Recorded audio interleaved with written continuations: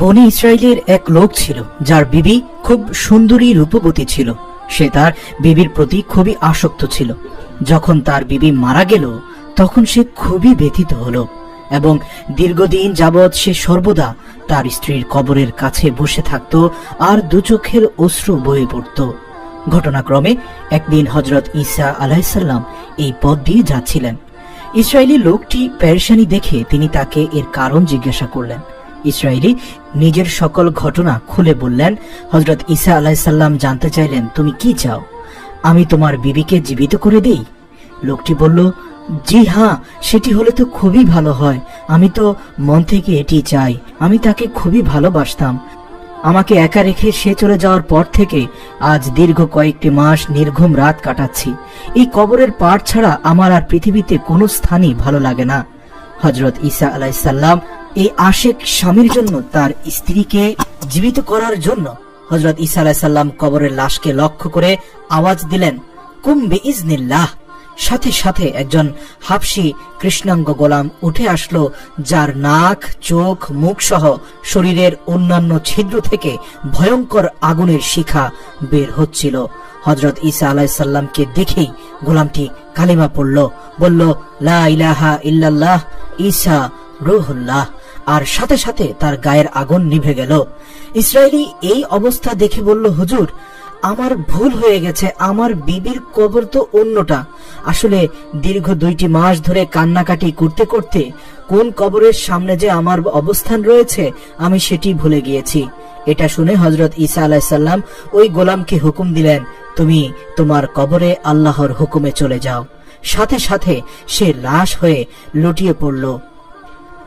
এখানে উল্লেখ্য যে প্রথম এই লোকটি যখন মৃত্যুবরণ করেছিল সে কাফির হয়ে মরেছিল, কিন্তু দ্বিতীয়বার হযরত ঈসা রুহুল্লাহকে দেওয়া আল্লাহর বিশেষ ক্ষমতায় সে জীবিত হয়ে পুনরায় আবার ঈমান নিয়ে মৃত্যুবরণ করল।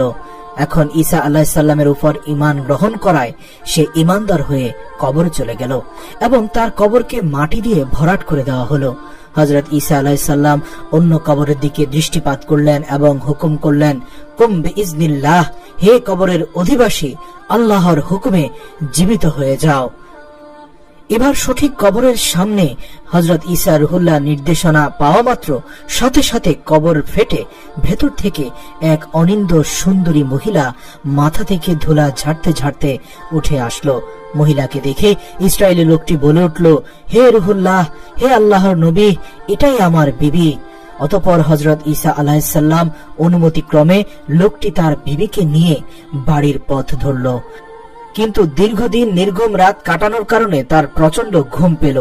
লোকটি তার বিবিকে বলল, তোমার কবরের সামনে দীর্ঘ 2টি মাস কান্নাকাটি ও নির্ঘুম সময় কাটাতে কাটাতে আমি প্রায় শেষ হয়ে গেছি। তাই আমি কিছু সময় আরাম করে নিতে চাই। তার স্ত্রী সাথে সাথে সম্মতি দিল। লোকটি রাস্তার পাশেই শ্রান্ত পরিশ্রান্ত হয়ে তার বিবির উরুতে মাথা দিয়ে ঘুমিয়ে পড়ল।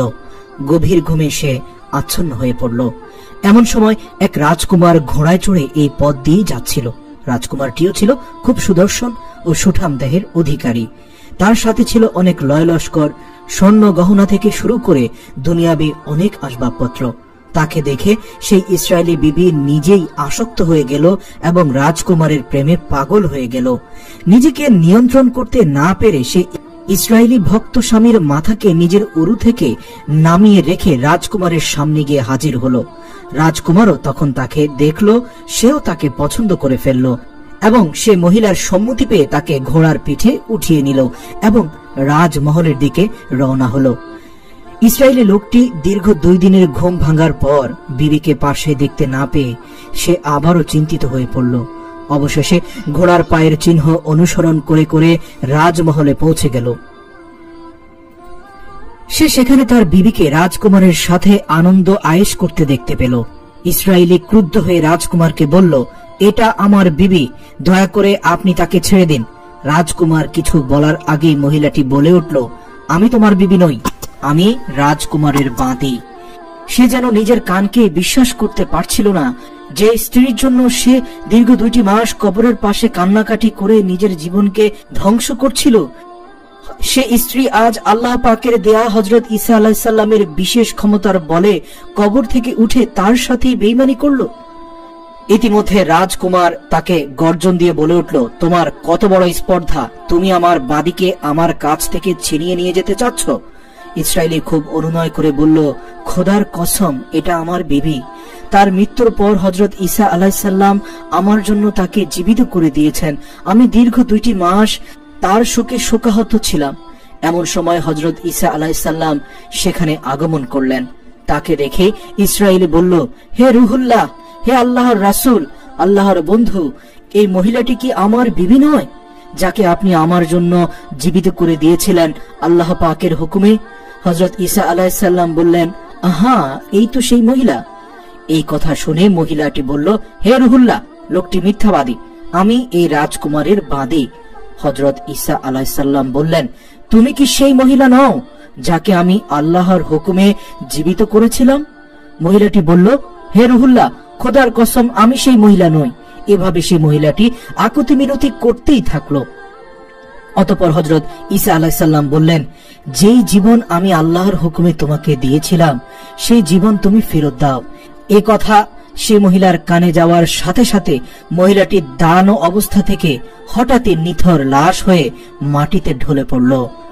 সে ইমানদার হয়ে উঠেছিল ঠিকই, কিন্তু এখন হযরত ঈসা আলাইহিস সালামকে অমান্য করে কাফের হয়ে কবরে গেল। হযরত ঈসা আলাইহিস সালাম বললেন, যদি কেউ এমন ব্যক্তিকে দেখতে চায় যে কিনা কাফের অবস্থায় মৃত্যুবরণ করে কিন্তু জীবিত হয়ে ঈমান গ্রহণ করে, তাহলে সেই যেন সেই হাবশী গোলামকে দেখে, যে একবার কাফের অবস্থায় মৃত্যুবরণ করেছিল ঠিকই, আবার জীবিত হওয়ার পর ঈমানদার অবস্থায় ইন্তেকাল করলো। আর যে ব্যক্তি এমন মানুষকে দেখতে চায় যে ঈমানের অবস্থায় মৃত্যুবরণ করলো ঠিকই, কিন্তু আল্লাহ পাক তাকে দুনিয়ার নাজ নিয়ামত দেওয়ায় সে আবার দুনিয়ায় অন্ধ হয়ে অন্ধ ভক্তিতে মরীচিকার পিছনে দৌড়াতে থাকলো, নিজ স্বামীর সাথে বেঈমানি করলো আল্লাহর পাঠানো তার রাসূলের সাথে। আল্লাহ পাক আবার তাকে জীবিত করে, অতঃপর সে কুফরি অবস্থায় মৃত্যুবরণ করে। তাহলে সে যেন এই মহিলাকেই দেখে। এই ঘটনা থেকে সেই ইসরায়েলি লোকটি কসম খেয়ে বলল, আমি আর কখনো বিয়ে করব না। কথাটি বলে সে আল্লাহর রাস্তায় বের হয়ে গেল এবং আল্লাহর ইবাদত করতে করতে মৃত্যুবরণ করল। আল্লাহ তাকে রহম করুন এবং এই গল্প থেকে আমাদের প্রত্যেককে শিক্ষা গ্রহণ করার তৌফিক দান করুন। আমিন।